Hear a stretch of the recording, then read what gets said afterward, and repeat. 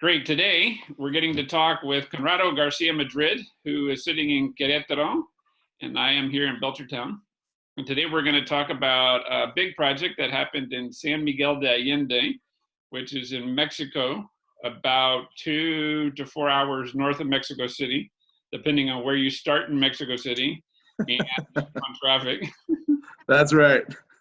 And this is a project that you were doing that was initiated I think from the governor's office? Yeah, it was initiated in the Chamber of Commerce of San Miguel de Allende in 2010, and then evolved to the governor's office in 2014. Okay, excellent. And it involved from the chamber, so that it involved business, it involved the government, it involved local communities. So it involved went across sectors of involving for-profits, nonprofits, civil society, or government. Yeah, that was the beauty of the project, that there were many stakeholders actively participating, and willing to participate, which is very difficult in this kind of projects. And yeah, and of course it was funded by the government, but it was managed by the organization. So that's the other beauty, that's the other weird thing of this project. But I think it's basically the reason for the success of the project. Excellent. So the project was done all in Spanish. We have documentation and things from the project which were all done in Spanish, being in Mexico. And it went over quite a long time. So we'll get into what was some of the process. So you said it started in 2010. What was the original intention? Why did they contact you, and what did they want to do in the first place? Yeah, the original intention was that the Chamber of Commerce in San Miguel de Allende was just forming. So they wanted to create a strategy to deliver to the government. They wanted to be I don't know if that's the word, but the police, of the strategy of the town. So they wanted to create the strategy, deliver it to whatever government or whoever was the mayor or the governor, and then watch the different strategies, to the evolution of the different strategies. So that was the first intention. And then it evolved, and the reason it evolved was because San Miguel de Allende is usually known because of the touristic part. And all of a sudden the organizations were like, no, but we are more than tourists. We are more than that sector. So we need to understand which are the clusters that are able, or that are feasible to develop here, especially with Guanajuato growing like crazy in the country because of all the industry, the automotive cluster and the aerospace cluster. So a lot of things were happening around Guanajuato, and San Miguel de Allende wanted to be part of it. So that's the reason it evolved also, or even to the governor's office. Right, and so San Miguel de Allende, the town is about 65,000 people. The greater metropolitan or metropolis area is about 145,000, something like that. Right. Scope. And it's very close to Querétaro, about 45 minutes, an hour away. And Querétaro is now, as you said, a burgeoning city in the last few years, with a big automotive and aerospace industry moving in very strongly, and Guanajuato is an old colonial city also. But San Miguel de Allende during this time is also, as you said, very well known for its nationally and internationally for its tourism, and it even won in a couple of years it won the Condé Nast City of the World, or the city best city of the world. Wow. to live. Wonderful. Yeah. So you said then the project sort of progressed in 2014. Right. Yeah, the reason it progressed is because the governor was very concerned about the northeast part of the state. A lot of industry right there in the middle, right there in the south of the state, but the north and especially the northeast was very poor. So San Miguel de Allende was the most, it was a very good candidate for the development of that specific region, economically speaking. So the governor wanted to understand what kind of clusters, what kind of industry, what kind of economic activity were able to develop that part. Actually, so that was very interesting to understand how to develop that part, starting with San Miguel de Allende as the hub of the economic activities there. Wonderful. So that's the reason it was very important for him. Excellent. And so what was sort of the process, maybe starting in 2010, what are the kinds of things from a vibrancy, strategic clarity perspective, what are the kinds of things that you did and what was sort of the process in a couple of minutes? Well, at the very beginning, we created a map just for San Miguel de Allende, just for the economic activities. The systems map. A systems map. We created an analysis to understand what was happening strategically and what were the interesting projects that the city was able to do, starting with the organization, passing with the government and the civil society. And from there was a strategic plan that was developed. Very interesting interaction, very interesting. A lot of people participating in this analysis, and it was very interesting to see the people from the city, a lot of nonprofits participating as well. So it was very interesting, the energy that forms back then, to understand what is it that we want for our city. San Miguel de Allende is known also because people there are very, very caring around the city. Some of them are very traditional, some of them are they want the innovation, but the mix of them was very, very, very interesting. So it was a systemic analysis basically for the first part. And the second part, it was also a systemic analysis, but now about the region. The stakeholders were completely different, and that was a very interesting addition to this project, because we have people from Dolores Hidalgo, for example, which is another big city in the northeast of Guanajuato. We have people from other chambers of commerce all over Guanajuato. We have people from other cities, important cities like León, which is a huge industrial city, and Guanajuato per se. So it was very interesting how they incorporate the incorporation of the state, the new stakeholders was very interesting, how to manage and how to get information, how to gather information around all this systemic analysis and the systemic conversations. So part of it in both of those projects in 2010 and 2014 was doing a systemic, we're trying to shift some reference behavior patterns and behavior over time, and we're doing systems mapping and some analysis. What other kinds of processes did you do, and how long did those take? One of my personal favorites was the scenario planning analysis. It was very, very interesting. It was very complete. We did a whole market research in order to understand the clusters and how can they evolve together in the future. So that was one of my favorite ones. And of course, we did all the strategic clarity process, the strategic clarity analysis to understand how these things relate together. And that was one of the things that the government of Guanajuato loved. Actually, they understood there was a very different way of researching, a very different program.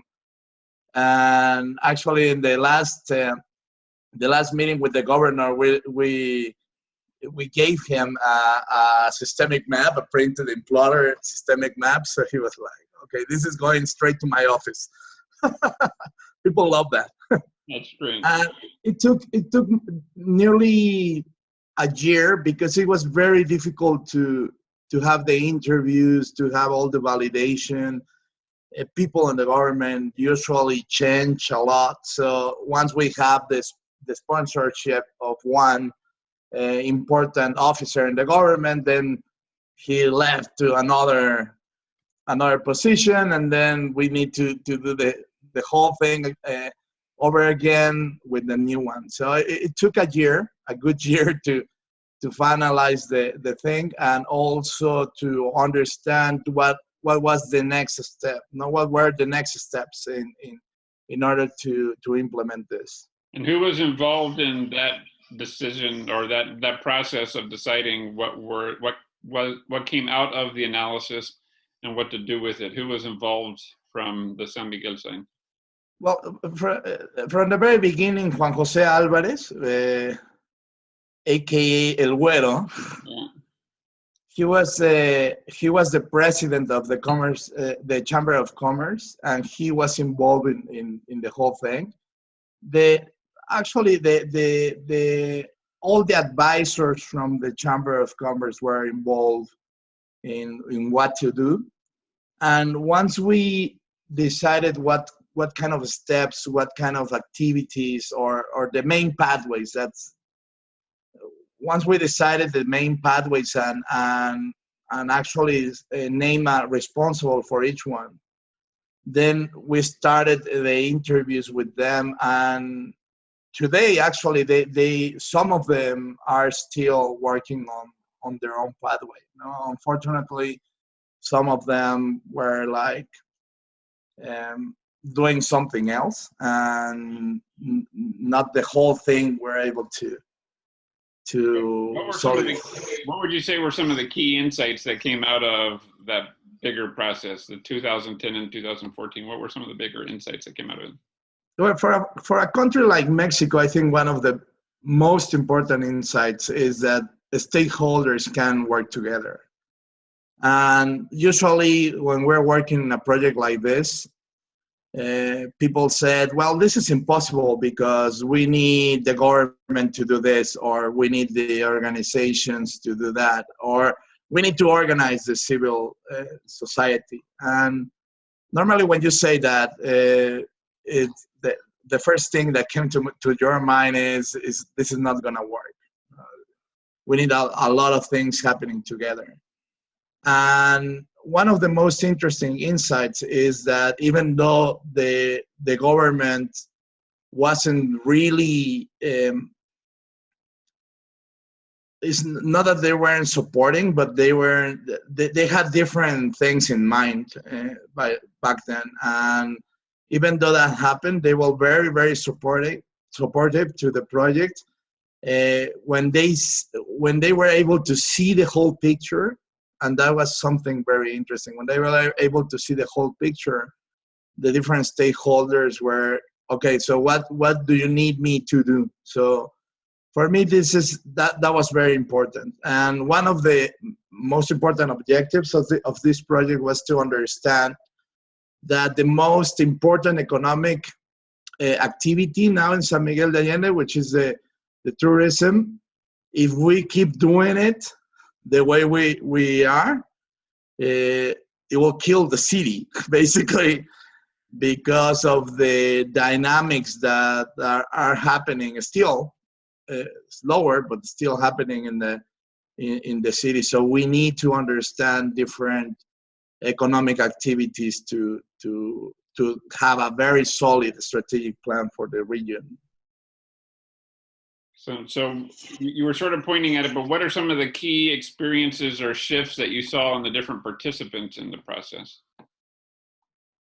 The reason the scenario planning was one of my favorites was because when people are able to see the future, they shift immediately.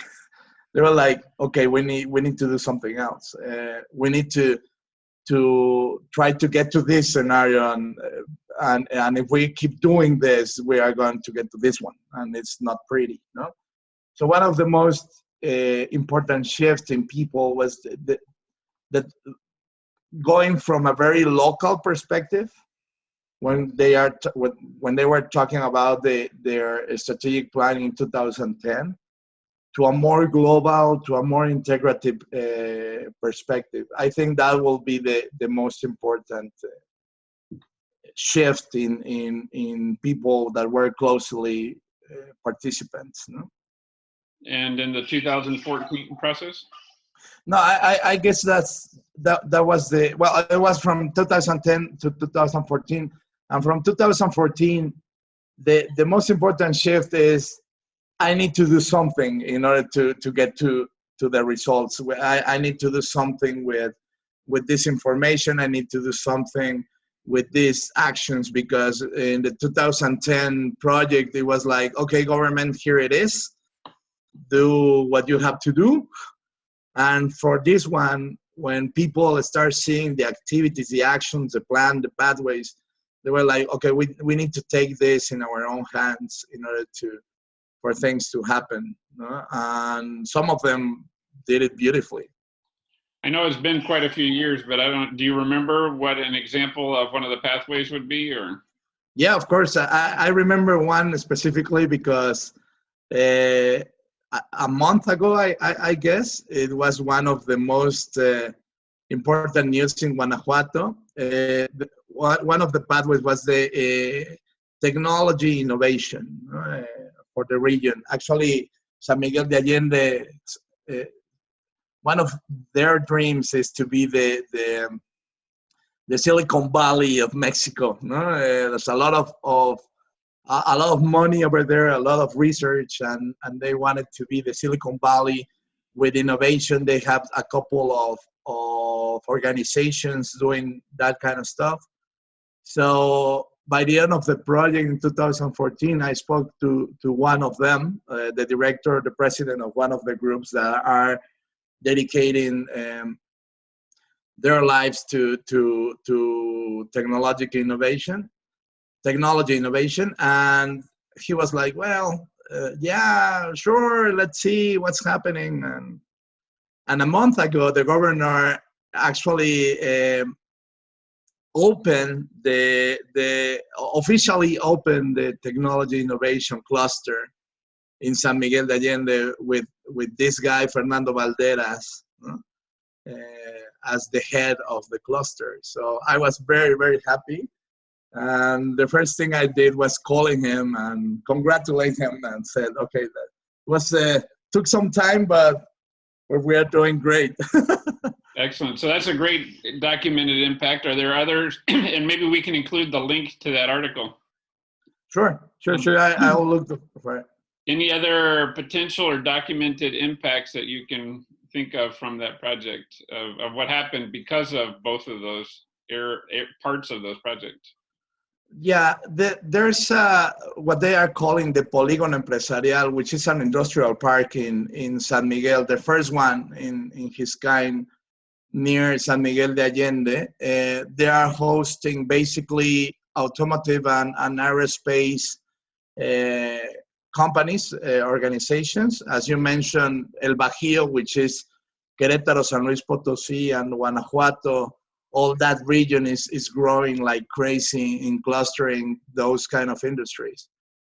So back then they were thinking about opening the industrial park. Now it's open and it has 8 or 9 organizations now working there. And some of the people in San Miguel are against it, but it's actually growing and providing a lot of employment to the towns around San Miguel de Allende, which was one of the most important things to do there. So that's the other thing.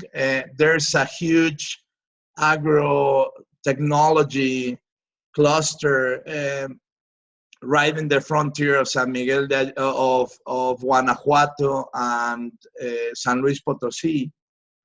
which is growing also, and that's also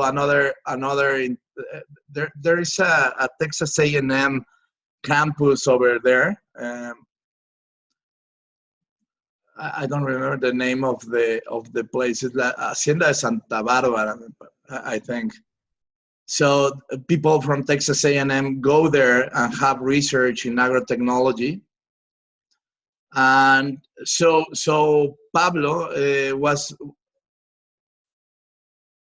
oh my God, I'll remember the last name, but Pablo was the head of that organization, and he was actually willing to open the agrotechnology research for that specific cluster, for that pathway. And I don't have a very good idea of what is he doing, but he was right there in the path of getting to the agro cluster. Is there anything else that you want to share about this project, or anything else that you're thinking of that you'd like to share about this project to finish up? Yeah, the only thing that is, for me, it's very important and very different about this project is the combination and the interaction of the stakeholders, different stakeholders, and people who are not really used to interact, we're interacting. So for those who are interested in cities or networks or things that needs to have a multiple stakeholder interaction in it, I think there's hope. That's what I would like to say. There is hope, and when the objective is clear, and having people loving their city, region, country, it's not that difficult to get to participants to actively do something about that. That's great. Thank you, Conrado, for sharing this story. Thank you.